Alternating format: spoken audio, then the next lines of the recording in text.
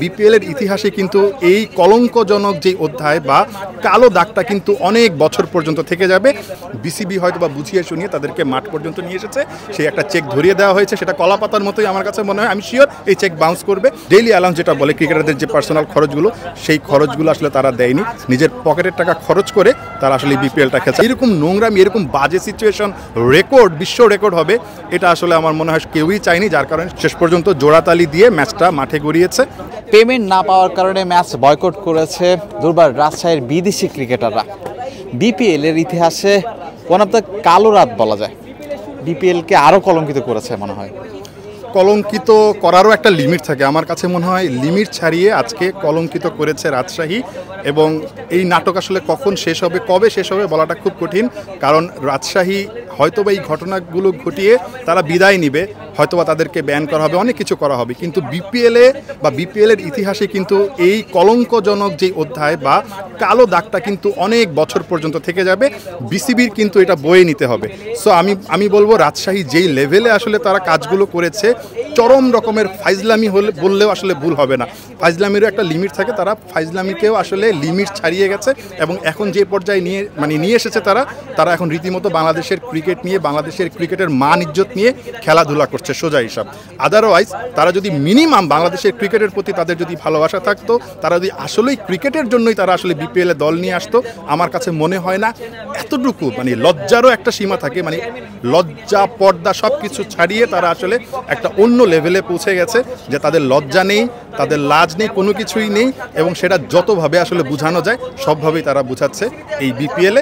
আজকে বিদেশিরা যখন আসেনি মাঠে, তারা শেষ অবধি তারা চেষ্টা করেছে কিনা আমার যথেষ্ট সন্দেহ আছে। আজকে যখন দেশিদেরকে যখন পেমেন্টটা দিয়েছে, ছবি দেখেছেন নিশ্চয়ই একটা, যে সবাই একটা চেকের ছবি নিয়ে চেক নিয়ে আসলে একটা ছবি তুলেছে। ওই চেকটা যে বাউন্স করবে না সেই গ্যারান্টি কিন্তু আপনি দিতে পারবেন না। ওই চেকটা আসলে একটা চেক নাকি কলাপাতা, এটা নিয়ে আমার যথেষ্ট সন্দেহ আছে। বাট সবাই হয়তোবা বিপিএলের স্বার্থে, দেশের ক্রিকেটের স্বার্থে, দেশি ক্রিকেটাররা বা মালিকপক্ষ, আমার মনে হয় না যে এখানে কোনো বড় রোল প্লে করেছে, তাদের কিছুই আসে যায় না। বিসিবি হয়তো বা বুঝিয়ে শুনিয়ে তাদেরকে মাঠ পর্যন্ত নিয়ে এসেছে, সেই একটা চেক ধরিয়ে দেওয়া হয়েছে, সেটা কলাপাতার মতোই আমার কাছে মনে হয়। আমি শিওর এই চেক বাউন্স করবে এবং দিন শেষে আবারও এই যে লাস্টের দিকে এসে আরও বিতর্ক বাকি আছে রাজশাহীকে নিয়ে, এবং সেই বিতর্ক দেখার জন্য অপেক্ষায় থাকুন। খেলাধুলার দিকে আপনার মনোযোগ দিয়ে লাভ নেই, আমার মনোযোগ দিয়ে লাভ নেই। আজকে আমরা ফার্স্ট ম্যাচে কী হয়েছে আমি কিচ্ছু বলতে পারবো না, কারণ আমি রাজশাহী দলের পিছনে দৌড়াচ্ছি, আপনি দৌড়াচ্ছেন। আমরা তারা কি বাজে কাজ করে, কি নোংরামি করে, সেই নিউজগুলো আমরা খুঁজে বেড়াতে ব্যস্ত। খেলা নিয়ে আসলে আমাদের কাজ করার কোনো সুযোগ নেই। এটা হচ্ছে গিয়ে বাংলাদেশের স্পোর্টস রিপোর্টারদের এখনকার অবস্থা, এবারের বিপিএলে তাদের সিচুয়েশন। করতে পারতো, এবং আমার সঙ্গে কিন্তু শেষ মুহূর্ত পর্যন্ত কয়েকটা দেশি ক্রিকেটারদের সঙ্গে কথা হচ্ছিল, তারা বলেছেন যে তারা যাবেন না, টাকাটা বুঝে না পেলে তারা যাবেন না। বিদেশিরাও বয়কট করতে যাচ্ছে, তারাও করবে। কয়েকজন সিনিয়র ক্রিকেটার যেতে চাচ্ছেন, এতটুকু স্টেটমেন্ট আমি পেয়েছি। এবং আসলে আমি এই জন্যই হোটেলের সামনে ওয়েট করছিলাম যে শেষ পর্যন্ত কি হয়।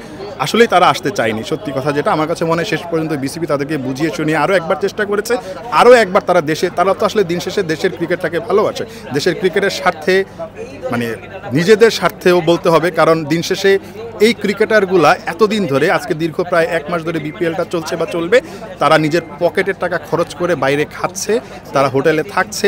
হোটেলের তো আসলে বিল নিয়ে অনেক কিছু হয়েছে, এটা আমরা জানি, বাট ডেইলি অ্যালাউন্স যেটা বলে ক্রিকেটারদের যে পার্সোনাল খরচগুলো, সেই খরচগুলো আসলে তারা দেয়নি, নিজের পকেটের টাকা খরচ করে তারা আসলে বিপিএলটা খেলছে। আপনাকে যখন আপনার অফিস একটা ট্যুরে পাঠাবে, যখন আপনি পুরো ট্যুরটা আপনার পকেটের টাকা খরচ করে করবেন, আপনার কি কাজের প্রতি মনোযোগ থাকবে না, খুব স্বাভাবিক। সো তাদেরও আসলে সেই ধরনের মনোযোগ থাকার কথা না।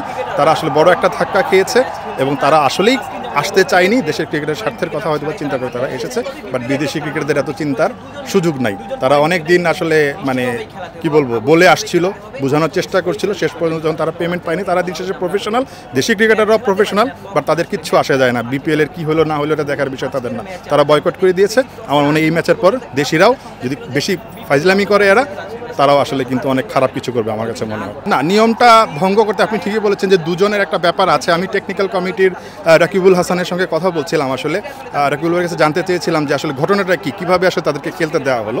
তিনি যেটা বলেছেন, রাজশাহী আনঅ্যাভেলেবিলিটি দেখিয়েছে, যেটা দেখালে আসলে প্লেয়িং কন্ডিশনে বা এই ধরনের সিচুয়েশনে মানে সব দেশি ক্রিকেটার নিয়ে খেলার একটা পারমিশন দেওয়ার সুযোগ আছে, যখন তারা দেখাবে তাদের প্লেয়ার আনঅ্যাভেলেবেল। আসলে দিন শেষে না, সবাই তো আসলে দিন শেষে ওই ঘুরে ফিরে একই লোক, পরিচিত লোক, জানাশোনা লোক, তারা জানে কি হচ্ছে।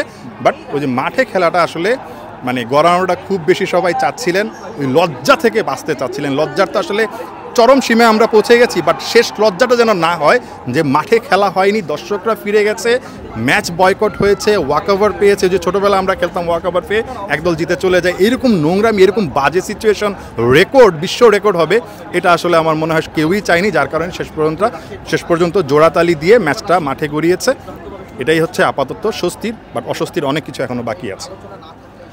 48 ঘন্টার সময় নিয়েছে বিসিবি, গতকাল যেটা বলেছিলেন, এবং একাত্তর টেলিভিশনের সিনিয়র রিপোর্টার নাহিয়ান বিন জসিম ভাই সেটাই আসলে বলছিলেন। মিরপুর ক্রিকেট থেকেই ছিল সবশেষ। বিলাল হোসেন শিমুল, ক্রিকেট 97।